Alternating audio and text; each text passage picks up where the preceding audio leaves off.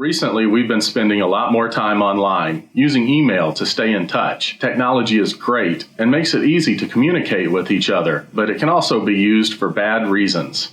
Today, I want to talk to you about the Do Me a Favor scam.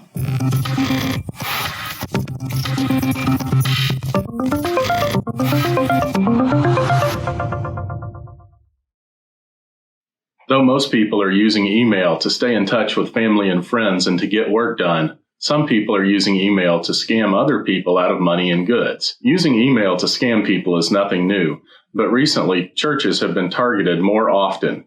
I want to talk to you about what is happening here and how you can react to it. While this message is using Clarkston United Methodist Church as an example, the principles we're going to talk about today can really be applied anywhere. What exactly are we talking about here? Well, let's take a look at this short email that says, "Hey, do you have a minute?" and says it's from Pastor Rick. So recently, the staff at Clarkston United Methodist Church has been getting spoofed emails. Spoofed means disguising the communication, making the communication appear as if it's from someone else. These are emails where someone is pretending to be someone else. Say, "Pastor Rick." Again, this is nothing new. We have received emails like this before, and other churches have as well. It also doesn't have to be just emails. It could be any type of communications, whether it's from social media, Facebook and Twitter, and sometimes even phone calls. Let's take a minute to look at what's really going on here. Here's that email from Reverend Rick Dake. We'll find out in a minute that it's not really from Pastor Rick. It says, "Do you have a moment? I need you to handle something discreetly. No calls. I'm going into prayer session."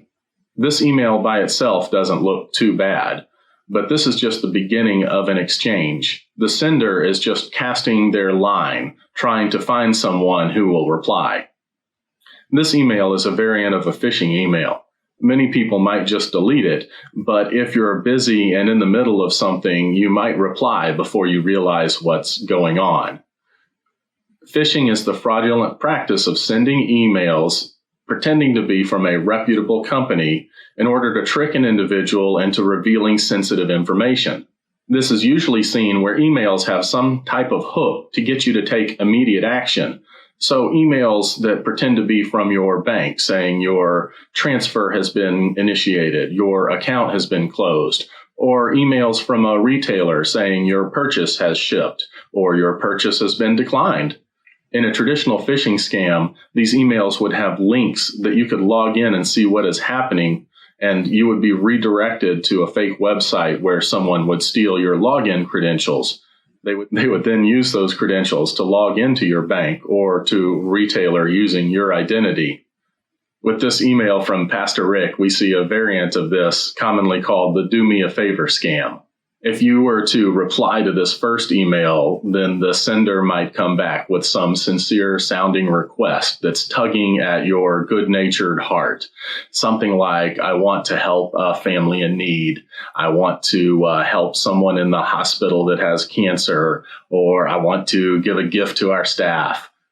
There are hundreds of creative, sincere sounding requests that someone might use to get you to take some action. The exchange would continue where the sender is going to ask you to get some sort of retail gift cards or perhaps Visa or MasterCard gift cards.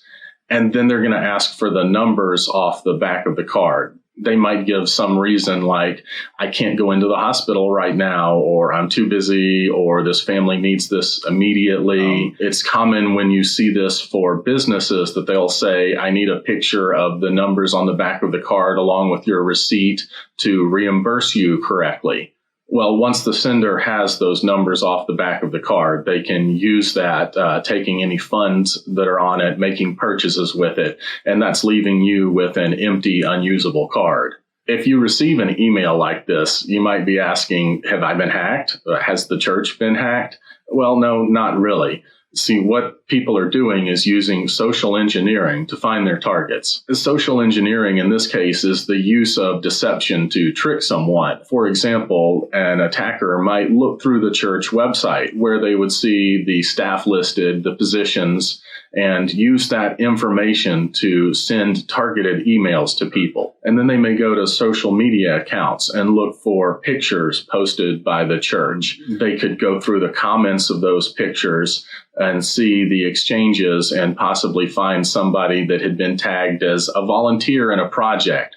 So now they've identified someone in connection with that church and that has a kind heart. Going through several profiles like this, someone could find somebody's email or use social media itself by making duplicate accounts to send people messages.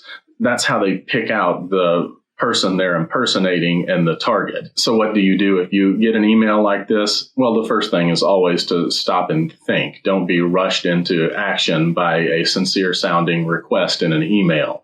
Sometimes it's easy to tell if the email is spoofed or from someone else by looking at the from field.